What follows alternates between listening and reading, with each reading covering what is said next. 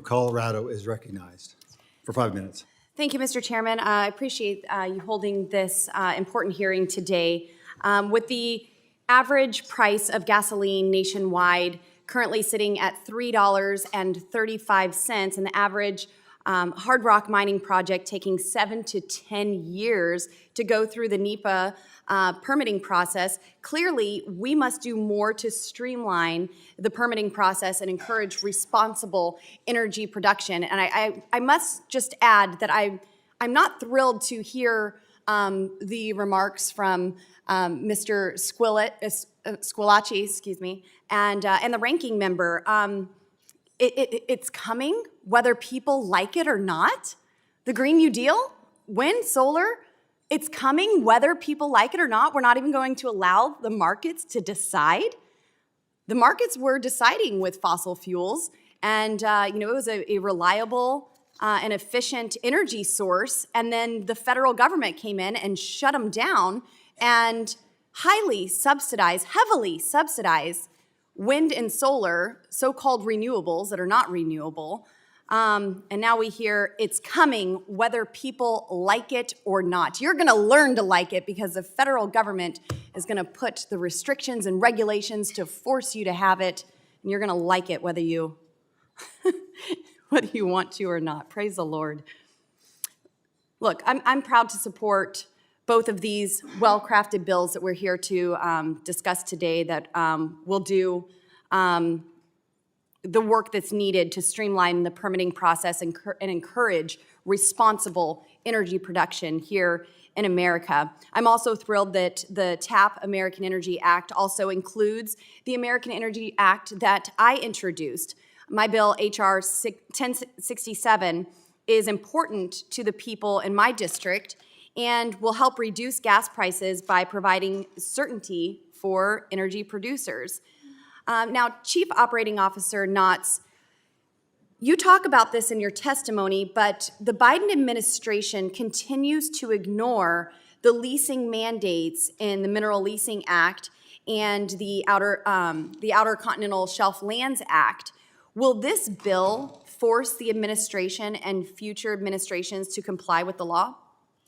Well, it certainly should. Again, thank you for the question. As I said earlier, the laws are there, but the Biden administration has not enforced them, Mineral Leasing Act and OXLA.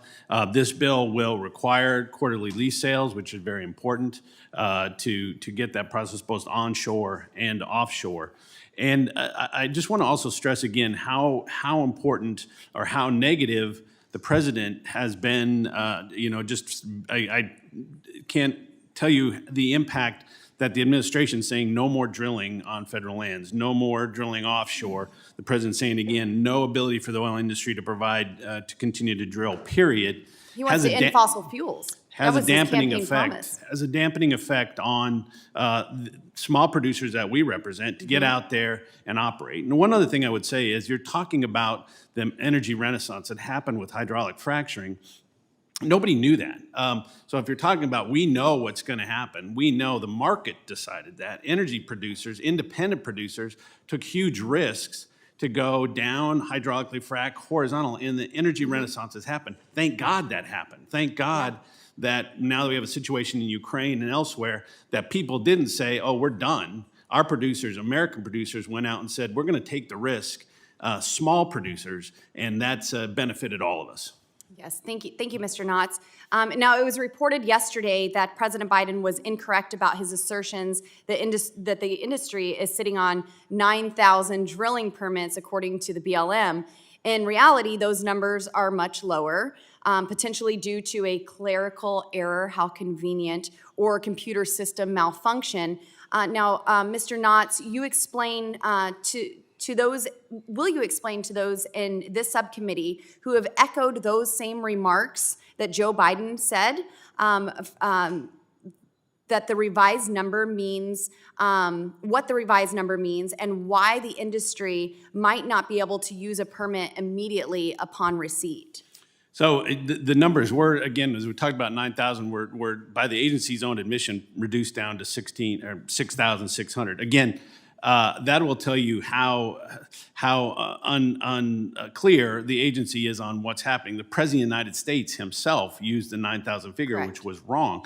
Second of all, many of those approved permits are tied up in litigation, lawsuits from the environmental community, both in New Mexico and Wyoming. Leases are tied up. So as you're talking about leasing, it's really important to understand the tied up in litigation. And then finally, it's not just a spigot that you open up. Once you get a permit, it takes a huge amount of work.